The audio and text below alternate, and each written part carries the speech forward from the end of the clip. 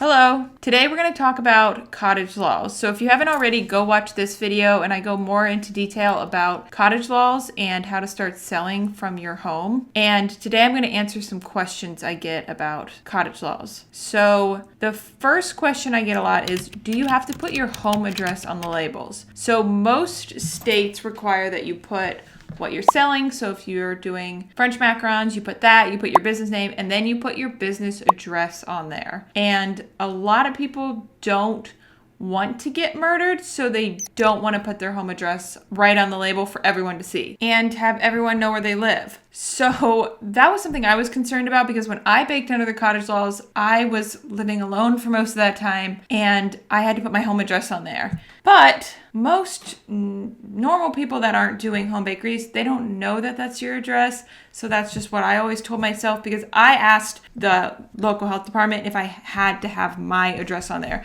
or if I could get a P.O. box or if I could put my parents' address. But they said no. They said you have to put your own address on there wherever you're baking your product. That is what the address has to be. And I wasn't allowed to do a P.O. box. But I've seen some people in the Facebook group say that they talked to their local health inspectors and they said you could put a P.O. box. You could go get a P.O. box and put that. So you could check with your area if that is maybe an exception. But in Ohio, in my county, I had to put my home address. And I don't really have a good answer for you for that, except just see if you can get around it. If you're in Ohio, you might have to do what I did and just cross your fingers and put your address on there. But if not, you might be able to get a P.O. box and put that on there instead. Yeah, so check with your local health department and see if maybe you can put a P.O. box. Okay, the second question I get a lot is how to figure out your sub-ingredients. So in this video that I already told you about, I say that you need to list all your ingredients that you're using in whatever you're baking and your sub-ingredients. So if you put chocolate chips in your macarons, you need to list everything that's in your macarons and list what's in the chocolate chips, what's in the butter, what's in the powdered sugar, everything that's in it. It also has ingredients in that sometimes. And then you need to list that. So for example, I said chocolate chips. That just means that you will write on your label chocolate chips, and then you will also put parentheses every single thing that's in the chocolate chip. So look on the chocolate chip label and where it says ingredients, you will take all of that and put that on there as well, then closing parentheses. This thing. Put that on the other side.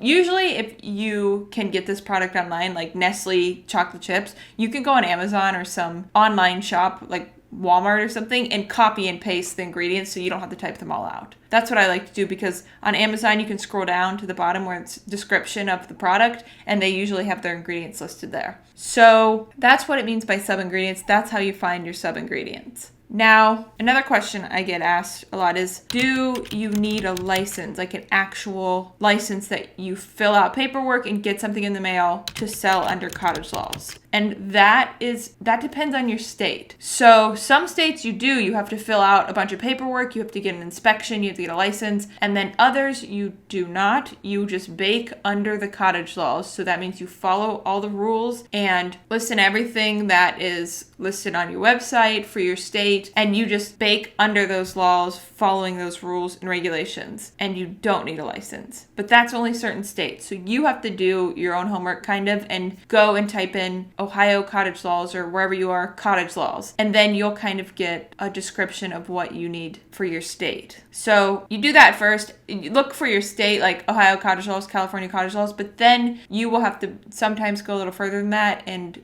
do what your county says. So if you can call your local health department or Department of Agriculture, whoever it is, try to do that or email them just to make sure. But most of the stuff is online. But so to answer, do we need to get a license?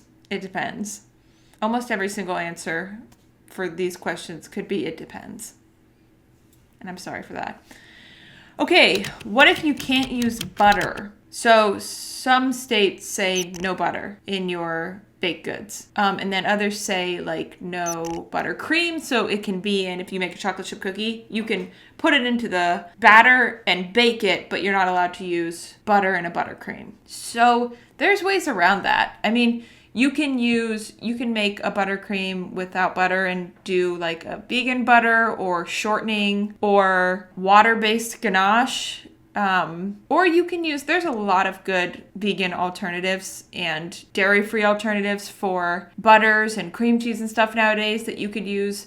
Almond, coconut milk, coconut cream. There are a lot of different options that you could use if you're not allowed to use butter and any dairy in your filling. So don't totally give up if you see that that's a rule. There are ways around it. You just might have to get creative at first until you can, if you want, move into a commercial kitchen where then you can add butter. Okay, so this is another question I get. What if we can't do wholesale but want to sell in restaurants? Like that's a main source of income that you want, but your state doesn't allow you to do wholesale. So wholesale is when you sell to the restaurant or a coffee shop and then they sell your product for you. So that is allowed in some states like Ohio, and then there's other states where it's not allowed at all. And then states like California, there's 2 different licenses where you can get the Class A license, which means only straight to the consumer, and then you have another license that's a little harder to get that includes wholesale. So you just have to kind of check with your state and see what you're allowed to do. But if you can't and you're only allowed to sell to the consumer and you're allowed to do pop-ups, that's a good way to sell at a restaurant, but you're still selling straight to the consumer. So a pop-up is where you would set up at a restaurant or a boutique or anywhere that you've asked permission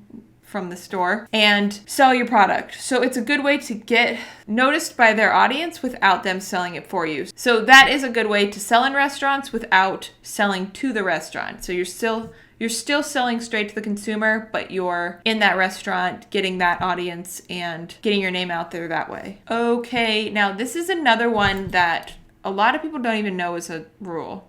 Some states have a limit on how much you can make from your baked goods every year, which that sounds like it's so dumb and why would they do that? But I think they say if you're selling that much, you should move into a commercial space. You shouldn't be baking out of your home still if you are selling that much. So that needs to be regulated if you're selling to that many people that you're making that much money. A lot of states don't have this rule, but some states do, and they'll have a limit on how much you're allowed to sell. But some of those states, this is not very clear, that some of them, it's a limit per product. So you could sell, say the cap is $10,000 per year. In some states, it's $10,000 per year per product. But that's like real fine print. So you have to really search for that and find it on your website and see if you can use that exclusion. So like, let's say you make cakes, macarons, cupcakes. You're allowed to sell $10,000 worth of cakes, $10,000 worth of cupcakes, and then $10,000 worth of macarons